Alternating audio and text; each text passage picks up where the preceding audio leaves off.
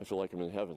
A slice of heaven off Old Hill Road, where life slows down. So when you come here and there's, you ride up the road, you'll see animals, and the deer are friendly, and everything's beautiful here. Here, in the foothills of northwest Boise. God blessed me putting me here, but I also knew there would be a danger, and the only danger I really see is fire. That danger quickly surrounded Bob West's property the evening of October 6th. The Goose Fire torched 441 acres in the foothills, forcing West to evacuate his home of 45 years. We're standing on a fire break. It didn't burn, and it slowed the fire down. Some of West's neighbors down the hill, including Richard Llewellyn, stayed to protect their houses. So I think there were 3 that were in very imminent danger and likely would have gone had we not kind of been able to stop it ourselves. Llewellyn and his neighbors say they were protecting their homes for about 30 minutes before firefighters got to them.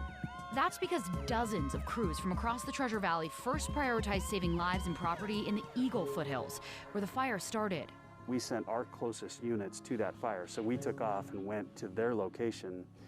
And then as it spread into Boise, we were then responding more units, but they're from further away. Goose Fire did illustrate how challenging this can be in the wild and urban interface. If you look at that evening, what drove that fire was wind. It threatened dozens of homes and challenged stretch resources. Many homeowners along Hill Road feared this exact scenario. Boise and Eagle fire chiefs admit people there live in a fire coverage gap. So there really has been a fire coverage gap. There has.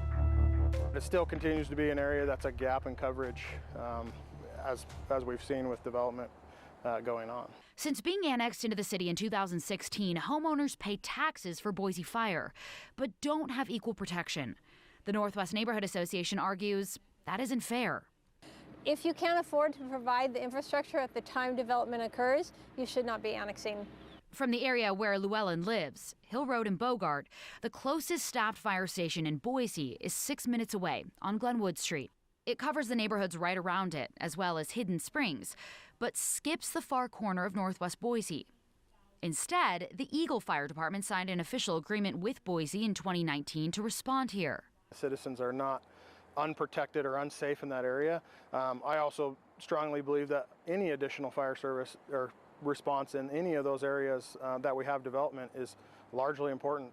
Eagle can get to Hill and Bogart faster within the National Fire Protection Association's 4-minute standard response time.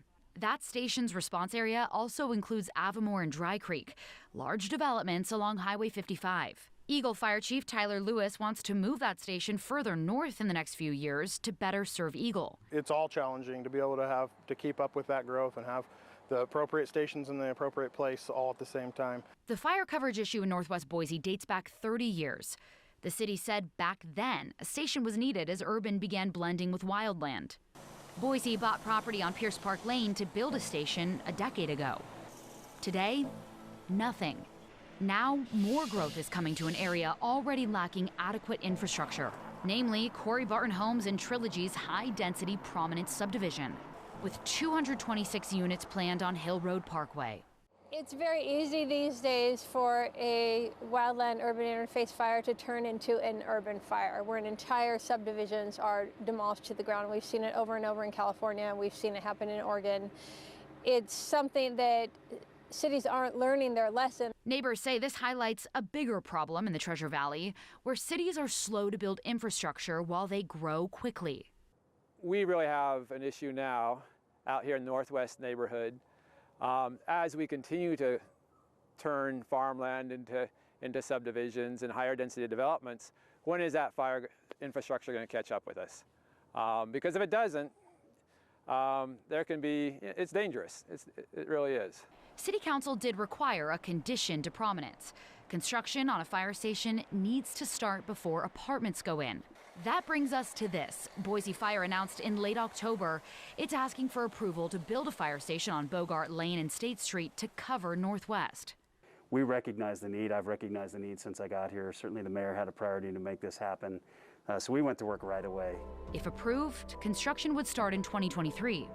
The folks that are in that Northwest community are being served, and they're being served adequately, but we want to serve them to our standards and to our level as far as the city goes. understanding it does take time to build a fire station, and I think they understand that too, but what they've wanted to see is progress, and certainly they've deserved that. Until then, homeowners fear flames in the foothills again, threatening their homes, and soon, hundreds more. When you start putting homes in, especially two-story homes where people don't have much chance to get out, you got to take extra caution to ensure people a safe life.